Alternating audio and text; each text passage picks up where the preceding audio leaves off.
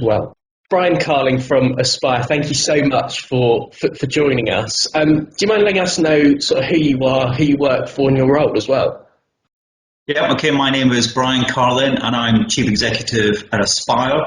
And Aspire is a national spinal cord injury charity working throughout the UK, Northern Ireland and Republic of Ireland. Really, really good. And Aspire set up EmployAbility Leisure to help disabled people gain qualifications and work in the leisure industry. What was your role and Aspire's role in this? How did it all come about? Aspire has always enjoyed a remarkably high percentage of disabled people within our workforce. And it became apparent to me that, having come from contract leisure management, that was not reflected in the rest of the leisure industry. And it was also apparent that the barriers were not just attitudes from the industry, it was about physical barriers, it was about economic barriers. So we wanted to find a solution to those problems, and that was to create a training program that could support disabled people with physical, sensory, cognitive, mental and health difficulties to gain industry qualifications, supported work experience and successful permanent employment. So really we just wanted to create an opportunity that could reflect what we had within our workforce. And it wasn't just necessarily about the workforce, it's about the fact that we have an unprecedented 37% use of our services at the Aspire Leisure Centre by disabled customers. And if you think that 98% of society will become disabled in our lifetime, it makes perfect sense that the leisure industry should be doing everything it can to attract disabled customers. And I just believe we have a welcoming and a more reflective workforce to represent society as a whole. And I think that that's what makes us so successful, and hopefully the leisure industry will embrace as well. Just that stat around 37% usage by disabled people at your centre, definitely over-indexing. You do so many things so well at Aspire to cater for disabled people. What does it actually look like on the ground in terms of your inclusion of disabled people at the centre? I'm going to take you to my first ever interview at Aspire, and I was asked a question at the very end of my understanding and experience of disability, to which I replied, I didn't think I had any. And I saw frowns upon the chief executive and the chair of the board, and then I thought to myself, well, actually, perhaps my sister, who was born with hydrocephalus and spina bifida and spent 50% of her childhood in hospital, missed out on huge amounts of education and faced, negative attitudes from other pupils at school and general members of the public. But I never actually saw my sister as being disabled. I just saw Janice, my sister. And I think what's different at Aspire, the culture and what it looks like on the ground, is exactly that. Within Aspire we have a culture where we don't see disability. We see a customer, or we see an employee, or we see someone delivering training. That's the difference within Aspire. It's a world where, wherever your disability is or whoever you are, that can stay in the car park. Once you enter our building, it's a world where everyone is completely equal. Really, really good.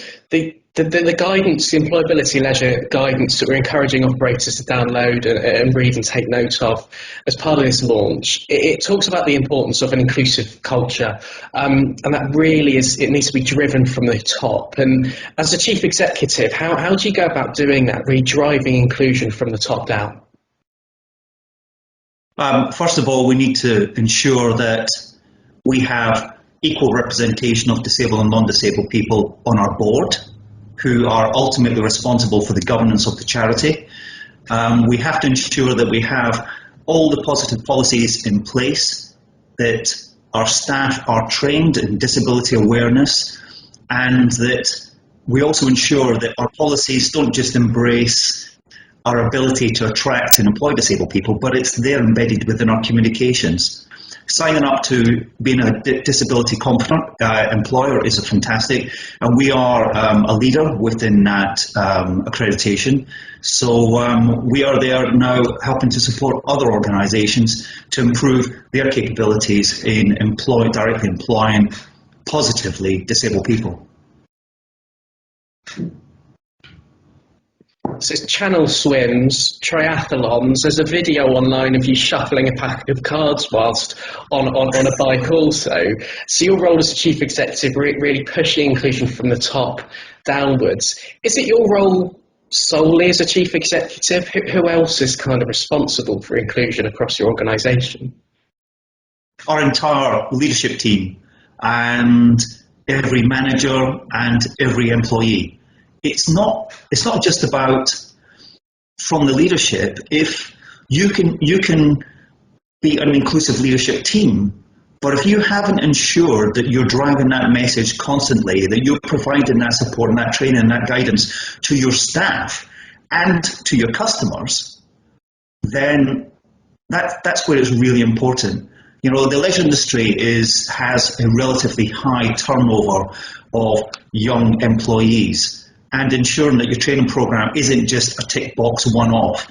It has to be consistent, and that's where your policies aren't just about creating policies. It's ensuring it's embedded within the culture of the organisation and ensuring that every employee plays their role in understanding disability and how that affects different people in different ways.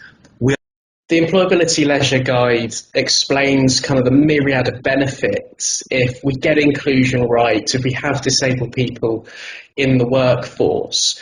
Are there any particular areas that Aspire's really benefited from by having disabled people working for you and with you? One, we have remarkable longevity within our workforce. I can't prove that evidence base that if you employ disabled people, you will retain your workforce even longer. You know, that would be a ridiculous thing to claim, but I can say that we have employees, even at senior levels, working beyond 25 years within Aspire so far. And our turnover is much lower than the rest of the leisure industry. And I guess just to finish up, what would be your key message to leisure operators about attracting disabled people to work in their organisation? Employers need to see people, not disability. They need to recognise the potential in everyone and the part that they play within society. There's a definite underrepresentation of disabled people within the workforce, within the leisure industry, and I'd love to see that addressed and make it a more welcoming environment for people. Having a wide range of society represented within your workforce means that you will attract that wide range of society as we see it. You know, we should be more reflective of the percentages of our population that we support. And right now, if the leisure industry is only tapping into maybe 3% use by disabled customers, and yet 18% of society are disabled, and we're achieving 37%, that's an awful lot of customers leisure operators are missing out on. The purple pound is powerful. Over £87.5 billion of disposable income a year in the UK alone. Key message is, it makes great business sense to level up your workforce and create a welcoming and inclusive environment within your leisure facility. Thank you so much for your thoughts. It's so good to hear from a senior leader, chief executive, really backing this agenda and promoting this culture of inclusion across fitness and leisure. Brian Carlin, chief executive of Aspire, thank you so much for joining us and your commitment to inclusion. Thank you.